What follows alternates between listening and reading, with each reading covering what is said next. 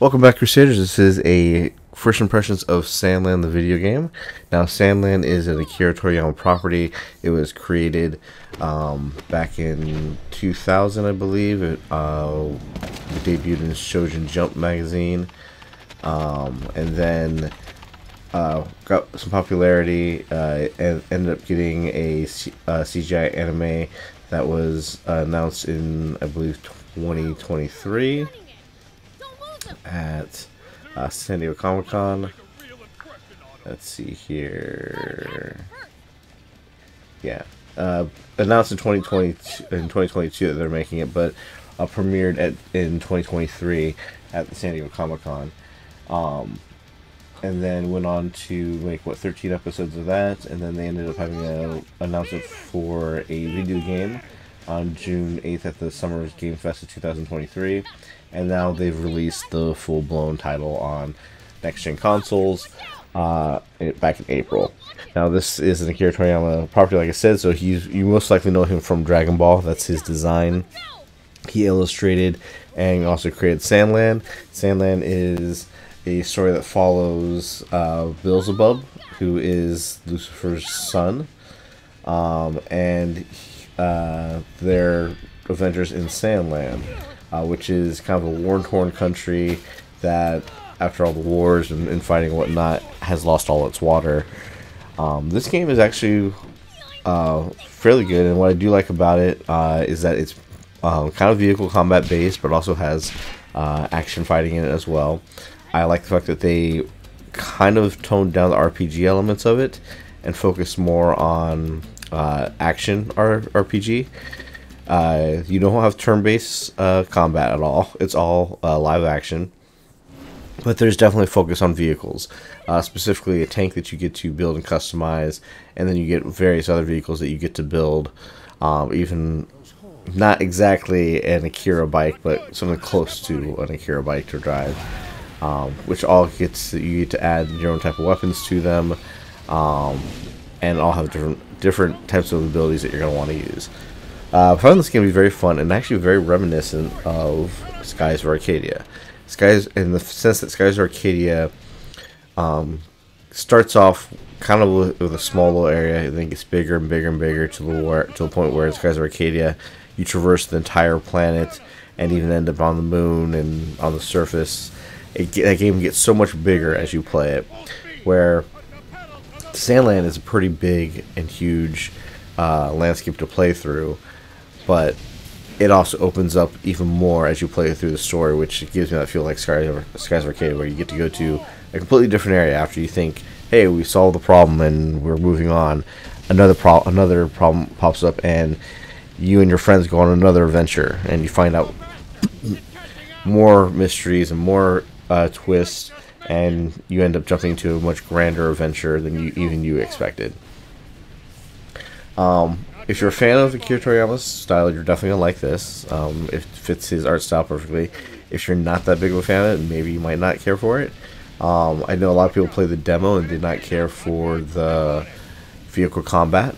This does, like I said, have more of a focus on that, but you have many different ways to traverse this open land and many different things to do. I think, as a lot of reviewers have said, one of the biggest things that you get rewarded for is focusing more on these side missions that help you build up this town of Spino, or Spiro, I think it is, Spino. You actually get to see a town that is basically a junkyard rubble grow and build to be a fully functional trading hub of the desert, which is nice. I will say that some of the pacing in this, it might be a little bit off. I found myself getting to a point where I've done a ton of side missions, was doing a lot of the main missions, and got to a point where I said, okay, go over here and do these other side missions, and I was completely underleveled for it. To the point where I was like, okay, maybe I need to come back later and do other stuff too. This isn't like I was 5 levels underneath where I should have been. I was literally level 10 or 11, and the enemies in the area were level 26. So there might be a little bit of pacing problem there, since I focused a lot on the side missions and built up the town, and went off and did basically what I would say is the prologue of the story, which is the first maybe 10-15 hours of it is going after this kind of decrepit scientist who is running your country through his own means, as you have a kind of a puppet king and hoarding all the water for themselves. You find yourself going there to kind of bring water back to Sandland, but the story doesn't end there. It keeps going on after that, and it's nice that it doesn't seem like it's like, oh, you did this one great thing and boom, another huge problem just appears immediately. They do design a time gap between it where you go from, cool, we did all this, now I'm going to go back home and relax. Okay, some time has passed. We're going to go and follow up on some things, and then a new mystery appears. And then that delves deeper into more stuff, and then you end up finding yourself in a completely new place, and exploring a completely new map, which is, wow, very exciting. It would be very boring if all you did in Sandland was explore this one giant map that's mostly open spaces with sand. Where I feel like the other map is going to also be lots of open space, but at least it's a refresh of scenery. And I won't ruin exactly what that is, but it is good to know that this game opens up to more than just a brown, sandy world. They use Unreal Engine 5 on this game, and it does look fantastic for this animation. Especially when you get a chance to see some cutscenes and you get to look close at the character designs and how detailed they are. This game really shines through with that. Would it be interesting to see Dragon Ball done in this style? Yes, it would, but I would not want to have to do a Dragon Ball game where we start with Goku's story from the very beginning again. They have way too many stories. We've seen Kakarot's story 100 million times. If they were going to use the same engine and design for a Dragon Ball game, just start with Dragon Ball Super. Start with the most recent thing and let people play through that, instead of going through and playing another Kakarot game that drags you through the entire story from beginning to end. I think fans are sick of that. They were sick of it when the last Kakarot game came out. They pretty much just want to play a fighting game as it is. It'd be cool to have our adventure game to play in the Dragon Ball universe, and I would love to see it in this style. I just, like I said, don't start with the Kakarot stuff. But back to Sandland, very fun. I'm enjoying it. I think a lot of people enjoy it. There's a lot of stuff to go back to because it almost has some of the Metroidvania stuff. As you unlock different bots or different vehicles to use, it will let you get to different areas. So you'll find yourself going back to explore areas and collect different items. The customization stuff is a lot of fun. It is very beneficial to do as much side stuff as you possibly can, because every side person that you bring into the town that helps build it up usually adds to something you can do. Some of the criticism I've seen on here have been from people who I honestly just think they don't understand how Akira Toriyama's worlds work. Because one person's like, well, he's a demon, why is he helping people?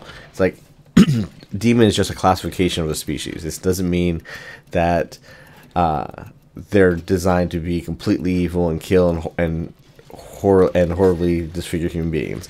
Beelzebub's whole point for him is that he kind of hides his goodness under the fact that nobody can be more evil than him. So if there's somebody doing something bad, he's going to stop him because he has to be the worst thing possible.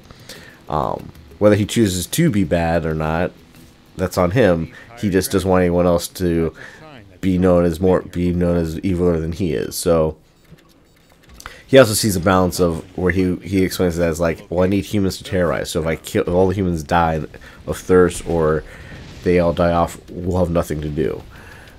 So he wants to keep humans alive and safe and all that, so he can torment them, as he says, as I say with air quotes, and take down the bad guys who are trying to be more eviler than he is. What's really interesting is that this does grow into an even bigger, kind of a bigger family drama and stuff too, which is really interesting. Again, like I said, it reminds me of Skies of Arcadia, where that game just kept getting bigger and bigger and bigger, and I feel like this game is going to get bigger and bigger and bigger. I've not finished it, probably a long way from it. I've got to a point to confirm that yes, you do definitely go to a different area, so you're not going to be just stuck with nothing but brown sand everywhere. But I do find that this is a very fun game. I definitely recommend it. I kind of bought it just for the fact that it's Akira Toriyama's last project that he got to work on before he died. So kind of as a tribute, pick this game up. If you do like this art style and stuff, I believe his art style is also in Dragon Quest games. Obviously, the Dragon Ball Z series and those games are his art style and how it's evolved. And this is a really interesting, good game. And as I said, the main character is Beelzebub. You have a partner called Thief and another partner called Rao. And the gameplay is mostly vehicle combat, where you're using your tank or other vehicles. But this game can be as kind of as intricate as you want it to be, or as straightforward. You can just kind of run in with the live action fighting, just kind of button mash your way through. With the vehicle combat, you can just play it like World of Tanks or whatnot, or you can use special abilities where you can have your partner spawn in their own vehicle and draw attention while you pick off the rest of the flanking army. I find it to be a lot of fun, and I think you would too, so definitely check it out.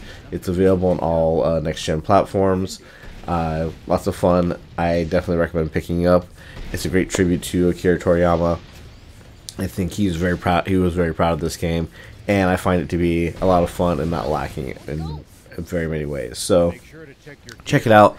It's on Xbox, PlayStation, I think Switch as well. Let me double check that here in the video game section of where it released. Let's see, PlayStation 4, PlayStation 5, Xbox Series X, and Windows. So it did not make it to the Switch, but that's probably because it's Unreal Engine 5 and the Switch can't handle that yet.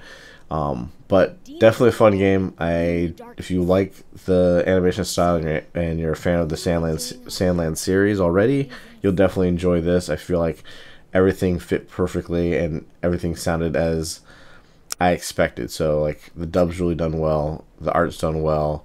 It's a great game to fun to kind of like look at as well as experience and play. So until next time, later.